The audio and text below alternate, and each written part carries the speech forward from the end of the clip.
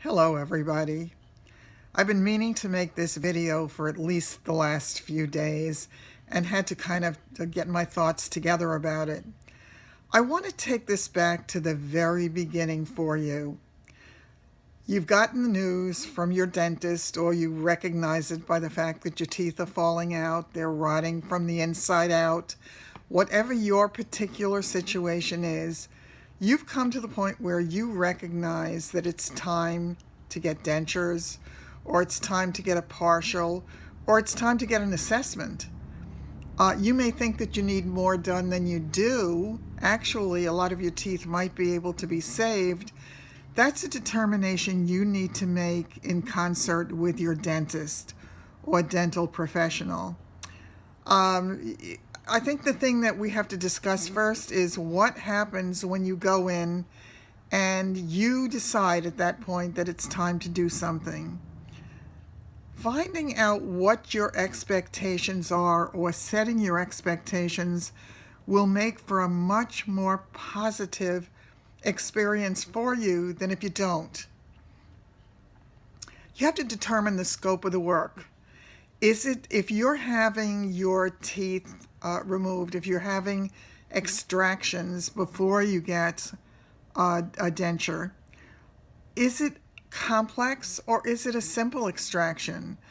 Whatever the case is for you will be part of the determining process for how it's going to feel in the very beginning after you've had the work done. You may do as many of us do, go onto the groups, look at YouTube videos, do anything you can to get information, because it's not that readily available in the world that we live in. People, if they have dentures, most of the time don't want to talk about it. They hide it, they pretend they don't, they smile and act as if the teeth are the teeth they were born with. And hopefully, for many of us, they look good enough that we can fool the world if that's what we choose to do. But you have an expectation for what you think should happen when it's all over, when you finally get those awful teeth out of your mouth.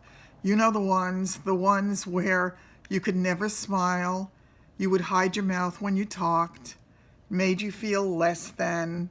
It made you feel as if there was something really wrong with you in a world full of people with beautiful teeth.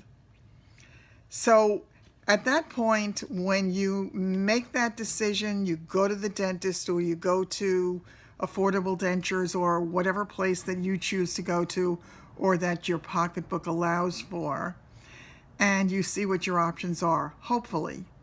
Some of you don't even know that you have options, and that's an important thing. You really need to take a look at them, because most places will give you options of different quality of dentures depending upon what you can afford. And you can take a look at the style of the teeth, you can take a look at the colors that are available. You can find out whether or not the denture you're getting is what they call an immediate or a healing denture, and whether it will be replaced down the road in perhaps 6 months to a year, or whether it's something you're going to have to live with and get relines, soft relines and hard relines, and live with that particular denture down the road.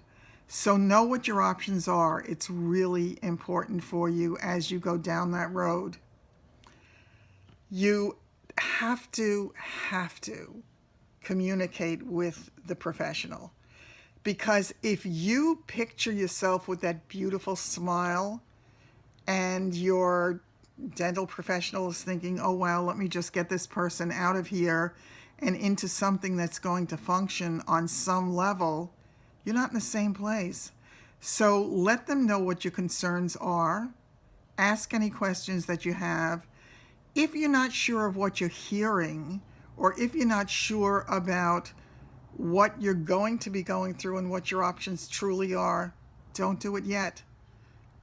Come to the internet. You know you can Google anything these days. So do that. Come to YouTube. There are loads of videos today. There never used to be, but there are now. So you can take a look at them, and other people who have been through the process before you can help you walk down a road so that you feel less lonely and less at the mercy of everybody out there but yourself. Once you make your choices of your color and of what the options are, the next thing you have to do is set your appointment. And you will have your extractions if you need them. And you will also have immediate dentures put in on the day of the extractions if that's the deal you made going into this. Many people do not.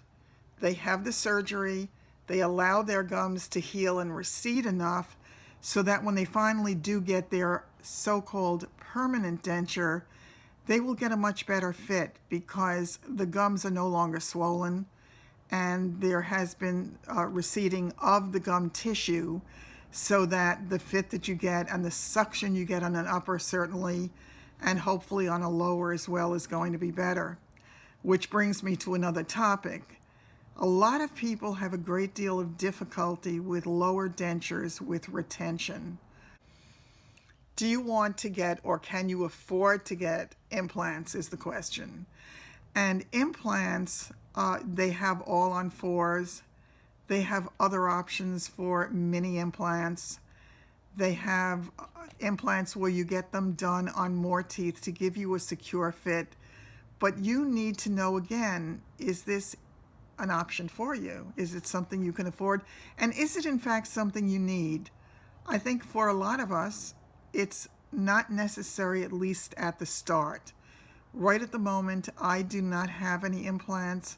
I don't have a problem retaining my lower denture, and hopefully it will stay that way for a long time. Personally, I do not use any adhesives. I made a decision very consciously that I would do everything in my power not to wear them, because I didn't want to have to deal with that and what could be the awful taste of it, the difficulty of getting it in and out of the denture, scraping it off, having some of it linger in your mouth. That was not something I wanted to deal with. And because my dentist did as good a job as he did with the impressions so that the fit was good, I fortunately did not have to deal with that. But there are things to deal with, and you may in fact have to deal with that, so be prepared. Another thing that I think is really important to know is, with all the advice that you get out there, all of the people, well-meaning, myself included, who tell you what to expect based upon their experience, mean well, but their experience is not necessarily yours. And it could be very, very different for you as you walk down that road, which can lead you to become really depressed and feel as if, why is it not going right for me? Every person is different.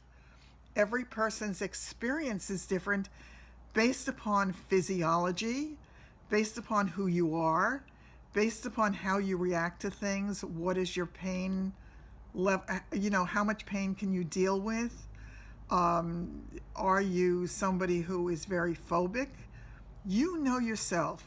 So understand that as you read all this stuff, as you watch all these videos, yes, you may go through some of the things that we have, and you may not. Your experience could be anywhere in a range from absolutely wonderful, never regretting it for a moment, looking at yourself in the mirror and saying, hello, gorgeous, to feeling as if, oh my God, what did I do? And please give me my teeth back. So don't expect necessarily that what somebody else has gone through and is telling you is the gospel is what it's going to be like for you. I think the aftermath of it, the more prepared you are when you go into the process, the easier it's going to be for you. One of the very real things that all of us have to deal with is, how do you eat when you first get these strange teeth, often referred to by people as hockey pucks in their mouths? How do you eat? How do you swallow? How do you not have enough saliva to fill a swimming pool? How do you live in the real world with these things in your mouth? You're going to find your way, but be prepared for the first several days. That's going to help you enormously. You need to have certain things ready. You need to have foods that you can eat. A lot of people really don't eat much the first several days, and I think that's not a great idea. Maybe if you're very young and if you don't have any medical issues, it might be okay, but you're not going to feel great. So for myself, I will tell you what I did was I did make myself green drinks with very healthy things like spinach, kale, fruit, vegetables, and it really made me feel as if I was getting some things of value into my body. I also bought some tuna salad, egg salad that I often mix together just to have something of such a simple consistency that had enough mayo in it that it was nothing that you had to really chew, sort of, but enough that you could do it whether you had your teeth in or didn't. That actually takes me back to another thing for a moment, and I hate to digress, but you will be advised if you're given immediates to keep them in for the first couple of days, and it's important to do that, as difficult, as painful, and as distasteful as it may be, because when you have them in your mouth, it acts as a band-aid over your extractions and will help keep the swelling down, at least to a degree. So do that if at all possible. You may notice an absolutely foul odor coming from your mouth within the first week, especially if you had stitches. Because until they take the stitches out, whatever gets on them, as much as you try to gently rinse your mouth, it does not smell good. I said to my dentist at one point when he took out the denture, I said, "What is wrong with these teeth? They smell." And he said, "You're healing. That's why it smells." So if you know that ahead, don't get too nervous about it. It will pass. It really, for me, passed very quickly. As soon as the stitches came out, it was a heck of a lot better. So that was one of the factors. I really don't want this getting too long, but I'm going to say two other things really quickly. One is that yes, you may have pain. Again, it depends upon your tolerance for pain. I personally have a very high tolerance for pain, so unless it's miserable, I can deal with it, and I did. I didn't even take ibuprofen or anything after mine. I just toughed it out. For me, days 3 to 5 were the toughest. On the third day, I felt like I was spitting my teeth out. I could not talk. I could not eat. And every time they moved, they irritated my already irritated gums. That could happen. I felt as if they were too big, they were too gummy, they were too everything. And the truth is that much of that has gotten better. Is it perfect? Hell no. Is it likely to be perfect anytime soon? No. Somebody on one of the groups that I'm a member of had asked the question, if you had it to do over again, would you answer, or is there anything that you regret about the process? And when I had to think about it, the truth was the thing that I regretted about the process was that I didn't take better care of my teeth when I had options. I did take care of my teeth at home by brushing my teeth and all of that. I was dental phobic. I did not go to the dentist anywhere near as often as I should. In truth, after my mother died, and I went through a terrible depression about that, and my phobia combined, I didn't go to a dentist for years. So I created a lot of my own problem. I own it. Yes, I regret that. Once I had breaking and broken teeth in my mouth, did I regret getting rid of them? No. They were ugly, they didn't function, and every time I ate, I could eat a piece of bread and lose a piece of a tooth. I had no teeth. I had disasters in the making. So no, I did not regret that.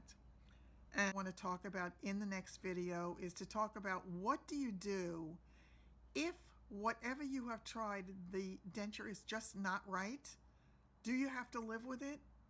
What can you do? Well, we'll talk about some of the things that you can do. Just know your options.